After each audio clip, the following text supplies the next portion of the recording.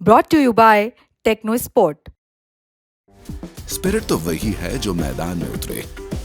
Techno Sport, sport your spirit. Bihar में सर्दी का मौसम आम लोगों के लिए भले सर्द रहता हो, लेकिन नेताओं और सियासी माहौल के लिए हर साल थोड़ा गर्म हो जाता है।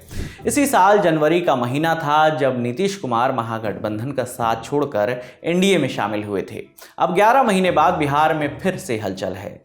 कुछ लोग कह रहे हैं कि सीएम नीतीश कुमार नाराज चल रहे हैं। इस बीच एक बयान आता है। बयान बिहार के डिप्टी सीएम विजय सिन्हा का।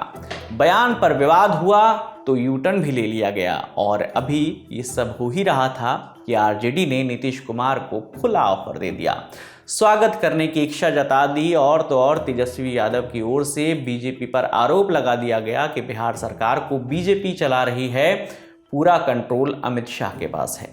साल की शुरुआत में हलचल के साथ शुरू हुई बिहार की राजनीति हलचल के साथ ही खत्म होती नजर आ रही है। वजह है 2025 में होने वाला विधानसभा चुनाव। यूं तो बीजेपी के कई बड़े नेता अक्सर इस बात को दोहराना नहीं भूलते हैं कि 2025 के विधानसभा चुनाव जो होगा वो भी नीतीश कुमार के नेतृत्व में ही होगा।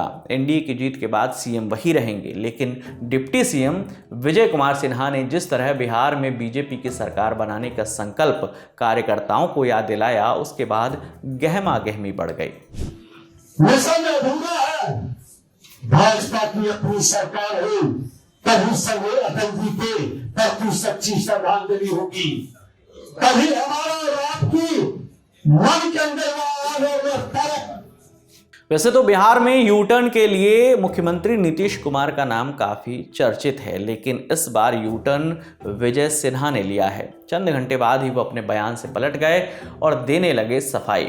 ये जंगल राज वाले लोग बिहार में अराजकता फैलाने का खेल खेलते रहे, लेकिन एनडीए सरकार मिलकर के नीतीश जी के नेतृत्व में उस जंगल राज का अपहरण, हत्या, लूट, बलात्कार से मुक्त कराया है। और बिहार में अब दोबारा जंगल राज वाले को अवसर नहीं मिलेगा।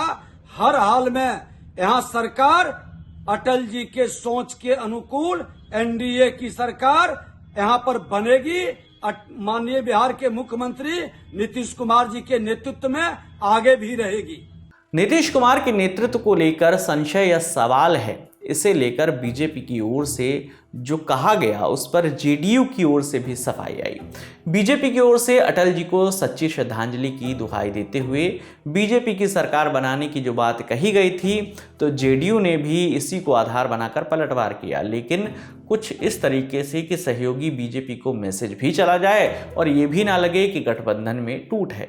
माननीय नीतीश कुमार जी के लिए 6 विधानसभा जो होता था, 6 विधानसभा में कार्यक्रम करते थे, जिम्मेवारी देते थे रेल जैसे महत्वपूर्ण विभाग का, भूतल परिवहन जैसे विभाग का, कृषि जैसे विभाग का। और यह उनकी सोच थी कि माननीय नीतीश कुमार जी को जब तक कमान नहीं दिया जाएगा तब तक बिहार में सत्ता परिवर्तन नहीं होगा। बयान पर सफाई देने से अगर बिगड़ी बात बन जाती तो क्या ही कहना। यू टर्न और डैमेज कंट्रोल की लाख कोशिश के बाद अब बात तीर की तरह जुबान से निकल गई थी, तो विपक्ष ने इसे तुरंत लपक भी लिया। लालू प्रसाद यादव के करीबी और आरजेडी विधायक भाई वीरेंद्र ने कहा कि राजनीति में कोई भी परमानेंट दोस्त और दुश्मन नहीं होता। अगर नीतीश कुमार सांप्रदायिक शक्तियों का दामन छोड़कर आएंगे तो हम उनका स्वागत करेंगे। क्या बिहार में खेला होगा? क्या लगता है? देखिए, खेला होता रहा है, आगे भी खेला होगा, देखते रहिए। उनको समर्थन मिल रहा है। समय हमने कहा कि राजनीति परिस्थितियों का खेल है और जब जैसी परिस्थिति आएगी वैसा काम किया जाए। साथ आए तो सांप्रदायिक शक्तियों को छोड़कर आते हैं और उनका भी मन भर चुका है सांप्रदायिक शक्तियों से रहकर, देशद्रोहियों के साथ नहीं रहने की इच्छा है, तो आए। तो इतने बयानों के बीच एक खामोशी अब भी वैसी ही थी जो इस विवाद से पहले थी, या यूं कहे कि जिस खामोशी की वजह से ये हलचल हुई। ये खामोशी थी सीएम नीतीश कुमार की। दरअसल केंद्रीय गृह मंत्री अमित शाह के बयान के बाद से असमंजस की स्थिति पैदा हो गई है। एक इंटरव्यू में अमित शाह ने कहा था कि आने वाले बिहार चुनाव में नेतृत्व का फैसला बीजेपी का संसदीय बोर्ड करेगा। तभी से ये चर्चा शुरू हो गई थी कि बीजेपी बिहार में भी महाराष्ट्र फॉर्मूला लागू कर सकती है। यानी इस लिहाज से देखें तो एनडीए अगर जीतती है तो नीतीश कुमार सीएम बनने से रहे। अमित शाह के बयान पर नीतीश कुमार ने खामोशी अख्तियार कर ली है, लेकिन उनकी प्रगति यात्रा का पोस्टर उनके मन की बात जरूर सुना रहा है, जिस पर लिखा है, जब बात बिहार की हो तो नाम सिर्फ नीतीश कुमार का हो। इस बीच तेजस्वी यादव का भी एक बयान आता है और वो अपने बयान में अमित शाह पर बिहार की सरकार को कंट्रोल करने का आरोप लगा देते हैं और सीएम को एक तरीके से क्लीन चिट दे देते हैं।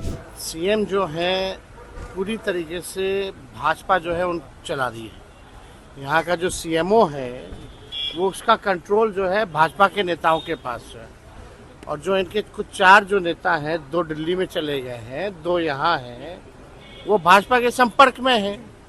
तो पूरी तरीके से कंट्रोल जो है अब अमित शाह जो है कर रहे हैं।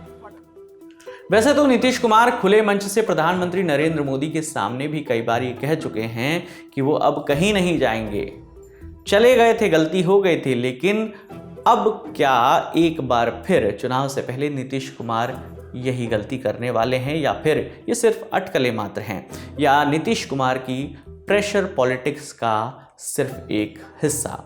इस मामले में आगे जो भी अपडेट आएगा हम आप तक यूं ही पहुंचाते रहेंगे। इस खबर के लिए तमाम जानकारी लेकर आई थी हमारे साथी सुप्रिया। मेरा नाम विकास वर्मा है। देखते रहिए दी ललन टॉप। शुक्रिया।